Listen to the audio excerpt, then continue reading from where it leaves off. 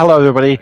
Welcome back to Screenstars. I'm here today to bring you another PlayStation review, and today I'm taking a look at Fort Solis on the PlayStation 5. So if you're a fan of sci-fi thrillers, narrative-driven experiences, and atmospheric storytelling, you might want to check out this game, because the game is really less about the bang and more about the build-up. So, what is Fort Solis? Well, Fort Solis is a third-person psychological narrative-heavy thriller developed by Fallen Leaf Studios and Black Tracker Games. It was released in August 2023 initially, and it was initially a PC release and then made its way to PlayStation 5 soon after. So this isn't really your typical action-heavy space game. Think Firewatch crossed with Dead Space minus the combat, and you get a little bit more of an idea of what we're talking about here. It's a slow burn thriller focused on narrative and exploration, and it's set in a remote Martian base. You play as a character called Jack Leary, who is voiced by the same actor that voiced Arthur in the Red Dead Redemption 2 game. You are a maintenance engineer who responds to a distress call at Fort Solis during a routine shift. Now, so what starts off as a minor systems check basically spirals into a tense journey through the base that is eerily silent. There's nobody about, but there seems to be some kind of sinister secret hiding somewhere. Now, the narrative here, as I've said, is front and center in this game. The story is told in real time over one long night and unfolds across multiple chapters.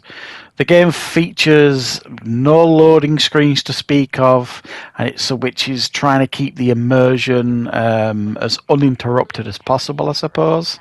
The environment itself is the main storyteller here, so you've got terminals, video logs, and environmental details gradually painting a picture of what's happened in this abandoned base. You explore the base, and you do get some company over the comms by your colleague called Jessica. She becomes your kind of link to sanity, I suppose, as the story starts to unravel.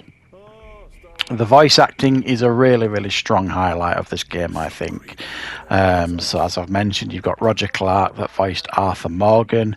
You've got Julia Brown, and you've even got Troy Baker, who brings credibility to the game as well, who voices one of the chief medical officers, I think he is. The story does lean into themes of isolation. You've got corporate secrecy, conspiracy theories, and the psychological toll of working in outer space. It's pretty well executed, and it's very immersive, and interesting. You want to unravel the mystery, you want to learn more, you want to keep going, and it works quite well in that sense. Now, it's got a really strong presentation as well. It's made in Unreal Engine 5, so the visuals for the most part are pretty spectacular. You've got sterile hallways, you've got Martian storms raging everywhere.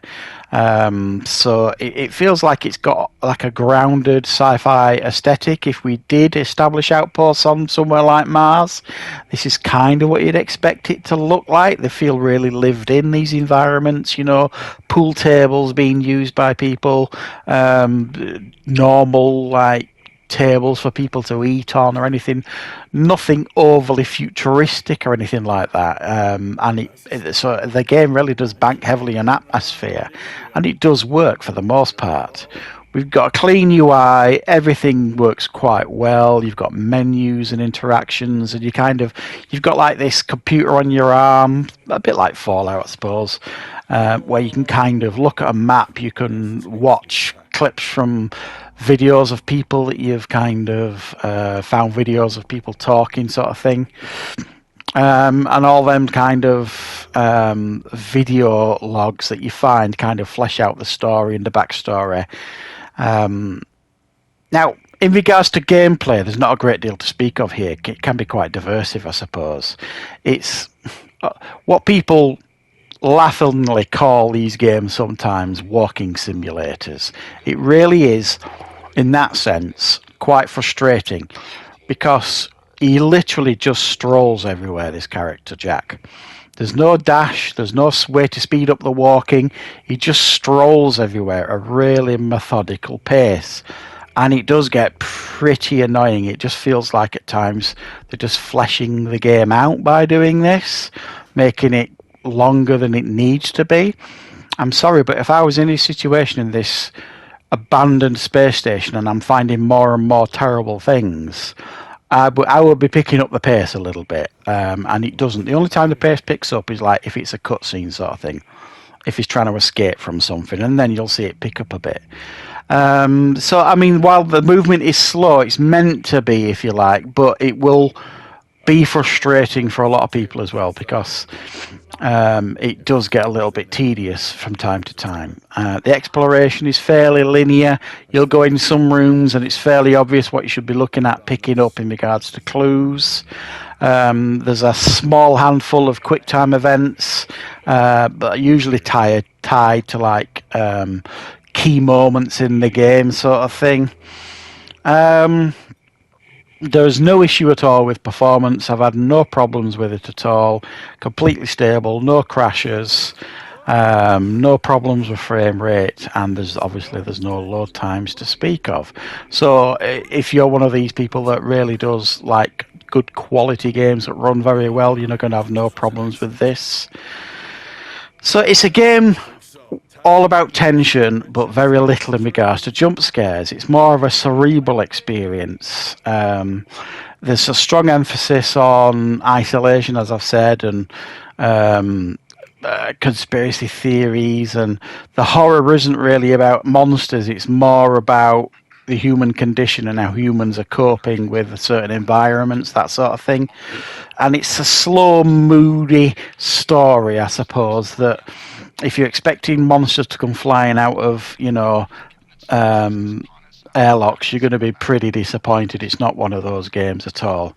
So, I mean, it's quite limited in regards to its gameplay. It's slow paced, and there's not much in the way of replay value. But if you can pick this up in regards to in a nice sale, which is where I picked it up several months ago, then it's definitely something that you should definitely check out. You know what I mean? If you like story-driven, narrative-heavy, cinematic-type games, it's a decent play, this, but it's not one that will stay with you for a long time once you've completed it.